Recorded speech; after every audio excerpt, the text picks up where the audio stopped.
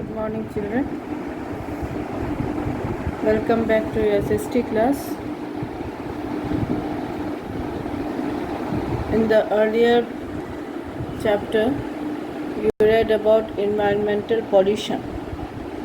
You read all about the different kinds of pollution that are present that we are suffering on earth. So this chapter is based on how to develop pollution-free environment. So let's begin the chapter. Our environment is a combination of both the living and the non-living things. Living things are dependent on non-living things. Many living things like plants need non-living things such as water, air and sunlight. Human beings are also dependent on water, air and heat. Thus, it is vital to maintain a balance between the two. That is, for the living beings to exist, there should be equal and balanced non-living things should be present on earth, so that the life on earth goes on unhindered. A healthy environment provides coexistence of living and non-living things. It must be clean because a clean surrounding helps us to remain healthy. An unclean and dirty surrounding causes different kinds of germs and diseases. It is also a major cause of environmental degradations. You know that nowadays we are suffering from pandemic. We are told every day to wash your hands whenever you come from outside or from your toilet, or wash at least 1.5 hours at a gap of 1.5 hours, so that your hands are always clean.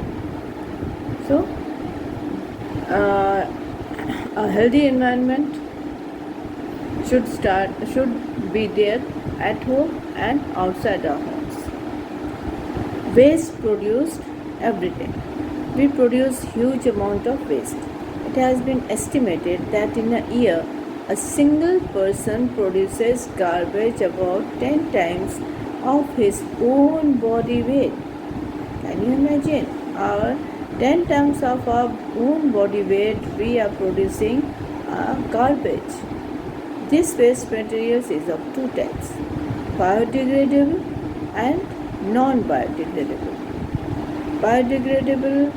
The biodegradable waste materials decompose and mix with the soil. All the natural things that we find on earth are biodegradable, naturally produced. For example, the fruits and vegetables, peels, leftover food, paper and leaves are biodegradable. Our bodies are also biodegradable because they mix up with the earth. Okay. The non-biodegradable wastes do not decompose easily. These materials do not mix with the soil and remain in the environment for a long period. For example, plastic goods, aluminum cans and silver foil are a few non-biodegradable waste materials. Once they are produced in the factories, we are not able to recycle them. They will never degrade with the environment. So, such kind of materials are called non-biodegradable waste materials. So, how to dispose waste? How should we deal with such kinds of waste? The biodegradables mix up with the soil. They rot and mix up with the soil. But what to do? How to dispose the non-biodegradable waste? We will learn about this.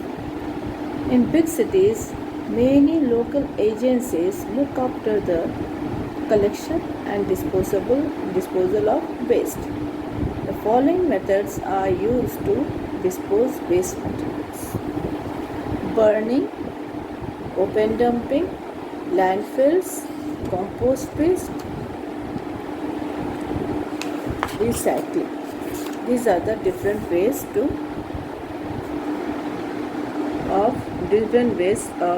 of disposing waste materials. Burning. Let's deal about burning. Waste is first collected at one place. It is then burnt. But burning of some waste produces harmful smoke. For example, if we burn plastics, the whole environment gets polluted. And even the soil also, the place where plastic materials are burnt, grasses or any living things growing in the soil don't grow. In that area becomes very much polluted. The soil gets very much polluted. So burning is one system, but it also pollutes the environment as well as the air and the soil. Open dumping. Waste is taken far away from the town or city by trucks and dumped in the open. But this method of waste disposal pollutes the environment. The place we are dumping the waste materials, some fumes come out of it, smell come out of it. So it pollutes the environment. Landfills. Landfills, often deep ditches are dug in the ground and the garbage is dumped in them. When these are full, these ditches are covered with soil. Later, this area is converted into a park or a playground. We generally see in outskirts of our city, you will see where some places were big dumping grounds. Then they were leveled. Once the pit got filled up, they are leveled, and then big societies or playgrounds or parks have then built on those places, have been built. Compost pit. These methods are frequently used in rural regions.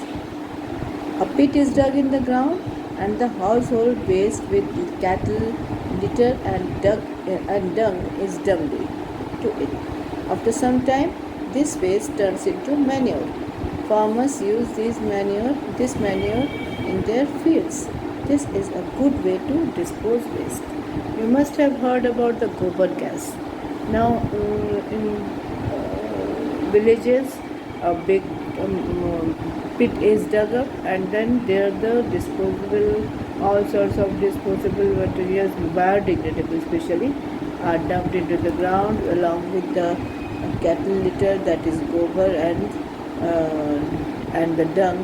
It is all dumped in those places, and then the waste material is processed in such a way that gas is used up, and that gas is filled up in the cylinders and then is supplied to homes so that the people are able to cook their food in such gases. That sort of gas is called gobar gas. Recycling. Waste can be recycled and reused. Recycling is the process in which waste materials are treated in such a way that they can be used again. For example, used paper is a recyclable waste. Old paper can be used to make new paper. Kabadiwalas buy old newspapers and magazines from us. They then sell it to factories which make fresh paper from the old. Some plastic waste and glass bottles can also be recycled in the same way. Dirty water is also recycled. It can be used for watering plants. At home, we can find ways of reusing things that are usually thrown away. So recycling, that is a way to recycle the already present things, all the waste materials. You must have heard at your home the kawariwalas come, they take away the all waste materials such as plastic or papers or things made up of iron, and then they sell it to big owners of factories, and then those waste materials are recycled. Nowadays, paper-made thongas are being replaced by replacing the plastic handbags, so that it doesn't pollute the plastic doesn't pollute the environment. So in the same way, other recycled materials are and other materials also recycled, so that new materials can be made more useful. Dirty water, that is the water coming out of factories are recycled.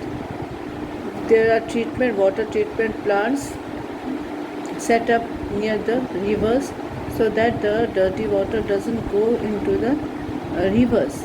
Though that water coming out of the factories are recycled, and then drinking water used for drinking purpose is supplied to the homes. So this is all we have learned today. Next, you will yourself learn the chapter, read the chapter again and again, so that you can know how to answer the questions. So here are few, see, waste materials and household garbage, what to do and what to not. Okay, throw garbage in the garbage bin. Should not throw garbage on the street, roads or parks. If you urinate you shouldn't urinate or spit only on the places meant for these purposes. What you should not do is urinate or spit in open and public places. This is very bad thing. People in India generally do this. We should avoid it. Use paper or jute bags to buy things from the material. If you are going to bazaar to buy groceries, you should take your handbag or some jholas or paper bags along with you, so that you don't have to buy things in the plastic handbags. Use plastic bags. This you should try to avoid using of plastic bags. Reuse metallic cans, plastic and other recyclable containers. Whatever, you should not throw it anywhere. You should keep those waste materials at home and then sell it to kabariwalas, so that they can reuse them, recycle them.